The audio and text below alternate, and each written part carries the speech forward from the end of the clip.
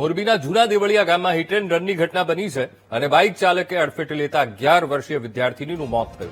રસ્તા પર પૂરપાટ ઝડપે જતા બાઇક સવારે 4 વિદ્યાર્થીનીને અડફેટે લીધી. શાળાએથી ઘરે પરત ફરી રહી હતી આ 9 વિદ્યાર્થીની જેમને અકસ્માત નડ્યો. 9માંથી 4 વિદ્યાર્થીનીને બાઇક ચાલકે ટક્કર મારી. તો ઘટનામાં 11 વર્ષીય રોશની ઠાકોરનું મોત થયું છે અને અન્ય 3 ઇજાગ્રસ્ત વિદ્યાર્થીની હોસ્પિટલમાં દાખલ છે. પોલીસ ઘટનાના 3 કલાક પછી સ્થળ પર આવી અને પોલીસે ભોગ બનનાર પરિવારને ધમકાવ્યો હોવાનો પણ સ્થાનિકોએ આક્ષેપ લગાવ્યો. ઘટનાને પગલે વાલીઓમાં ભારે આક્રોશ અને રોષે ભરાયેલા લોકોએ પોલીસ પાસે કડક કાર્યવાહીની માંગ પણ કરી.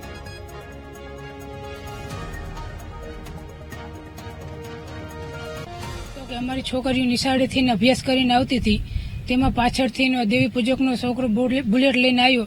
એના હારે બીજા 2 દેવી પૂજકના છોકરા હતા, એ પણ એના સાથે જતા. એમાં એક બુલેટ વાળા એને ઠોકી દીધું. એમાંથી 4 છોડીનું ઈજાગ્રસ્ત થયું. એમાંથી 1 છોડીનું મોત નીપજ્યું છે. 3ને સારવાર દરમિયાન સરકારી દવાખાને લાયા છે, એકને જેતપર લઈ ગયા છે. મારા ઘરે એવું બનાવ બની ગયો એટલે અમે તો બધા અહીંયા કણે ઉભા જ રહી સાથે મળીને.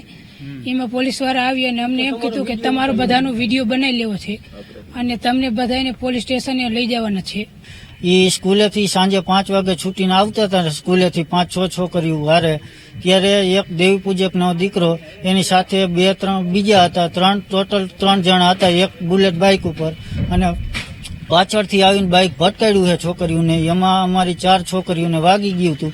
એમાં એક છોકરીને બહુ માથાના ભાગે વધારે ઈજા પહોંચી હતી. એમાં પછી એ છોકરી અમારે રસ્તામાં ફેલ થઈ ગઈ. એટલે 2 દીકરીને અમે અત્યારે અહીં હળવદ હોસ્પિટલ ખાતે લાવ્યા છીએ અને એક છોકરીને હારે મોરબી ખાતે લઈ ગયા છીએ.